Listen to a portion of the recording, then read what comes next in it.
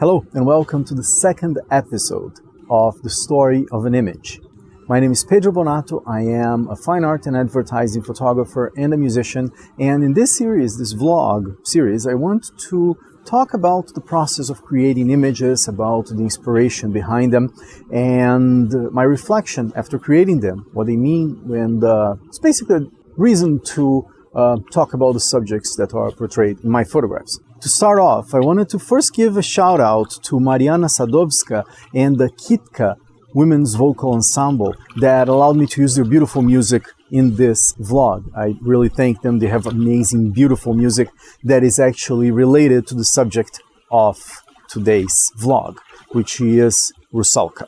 But before we start talking about the image itself, I wanted to tell you that I'm actually in Kyiv, in Ukraine.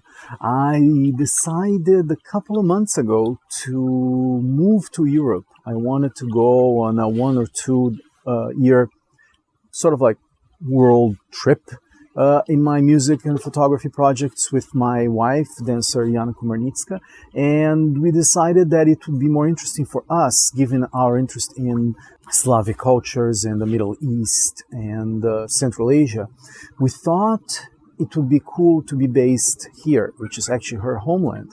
And I thought it was kind of cool to talk about this image here in Kyiv, because here was the first time that Yana told me about the stories of Rusalka. And Rusalka, it's basically the Slavic version of a mermaid myth.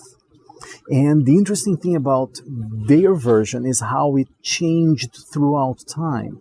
Starting in the 19th century, it was much more quote-unquote westernized, even on the Slavic literature, their interpretation of it. But I was very, very interested in their mythology, which is why I decided to come here to the Dnieper River, and about a year after I created that image, and reflect on it and talk about it. So I hope you'll join me in this journey.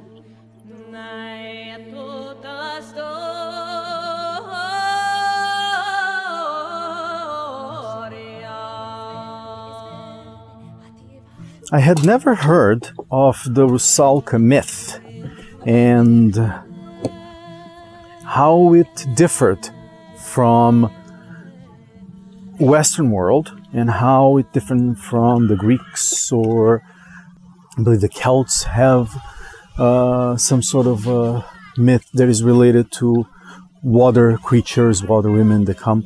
And I was very interested in trying to learn more about that specific myth. It was originally related to fertility, and it was basically a fertility myth where there is an association made between the young woman's ability to bear children, being fertile, and the fertile aspect of the land. What I thought was so interesting is that in Ukraine, in Poland, and in Russia, they had different versions of this myth. And over time it got changed. But a lot of the scholars that I researched, they say that the Rusalka myth probably comes from pagan times, meaning pre-Christian. So they're probably very, very, very, very ancient.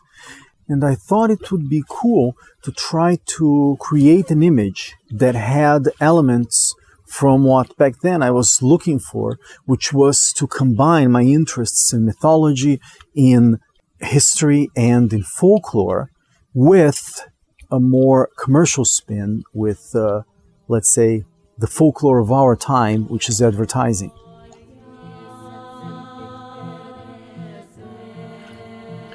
We've all heard of mermaid myths, from Little Mermaid to more advanced versions of this myth, but it has something that grabs our attention. It was a distillation of some kind, of different concepts in different cultures throughout time.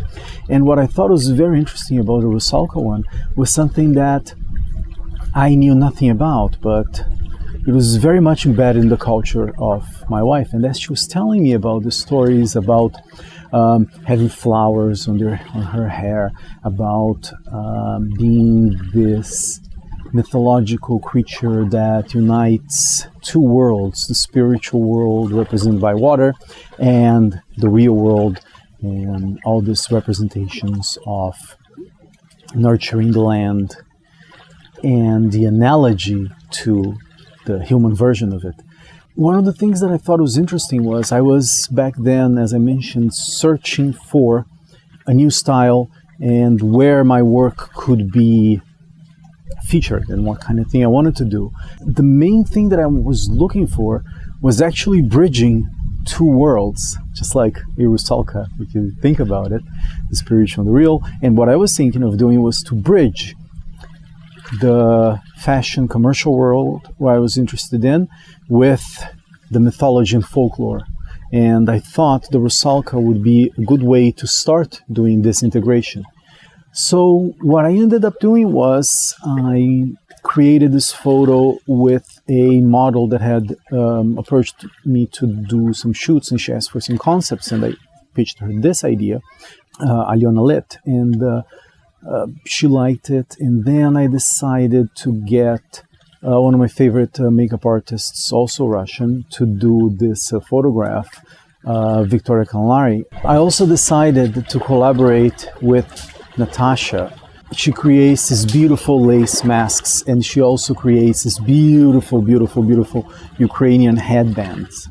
And I wanted to use that as an element, a folkloric and fashion element in the photograph, along with the idea of using lingerie and this specific aesthetic I was looking for to create this image. I got the help of Gloria Caballero, which is a very good friend and a good photographer. The behind-the-scenes images you'll be seeing, they're all from Toronto, this lake. And I was really drawn to go to this lake. I've done so many photographs there. Technically, it's nothing spectacular. It's just one strobe combined with natural light. It was kind of interesting to do the shoot because I had basically a window of 15 minutes to do the photograph.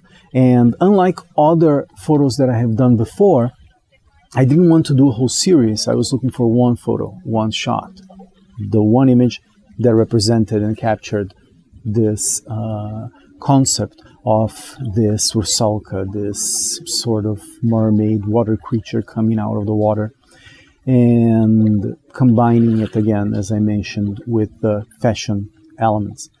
So that's the image that I created. I hope you search for more information about Rusalka, and maybe you will see some movies, books, and stories about that specific creature. It will certainly spawn a lot of more, now that I'm in Kyiv, a lot more, let's say, follow-ups with that story.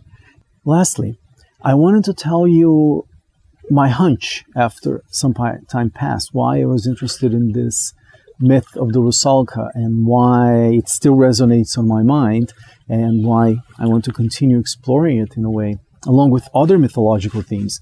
The Rusalka story sort of has many different origin stories, many different interpretations.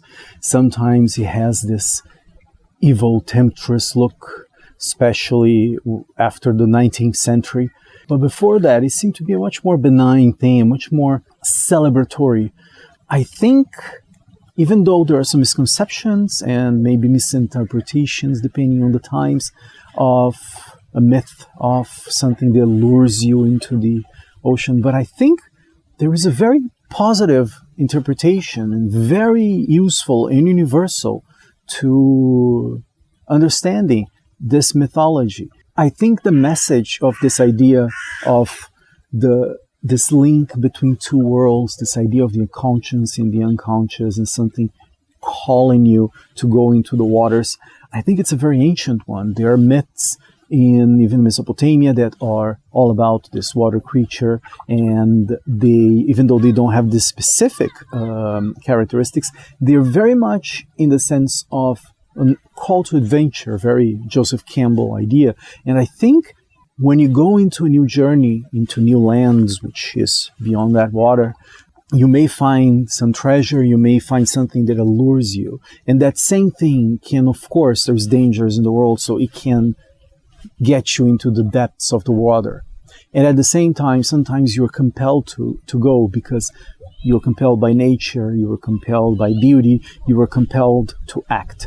So I just wanted to leave you with this idea, which is sort of my interpretation of Rusalka, and also how bringing this mythological interpretations to more a modern concept of a more modern manifestation of our cultural ideas, which is through advertising photography. There may be something very interesting in seeing these ideas of the ancient and the modern collide. So with that, again, my name is Pedro Bonatto. I hope you enjoyed this. I hope you, again, please check out Kitka. They are amazing. They have an album that is all inspired. It's called Rusalka Cycle, and it's beautiful music. You will hear modern interpretations of old tales and some things that combine ancient and new sounds. So I really hope you maybe take a look at this photograph on your computer or on your phone and daydream and listen to music. And I'll see you next time.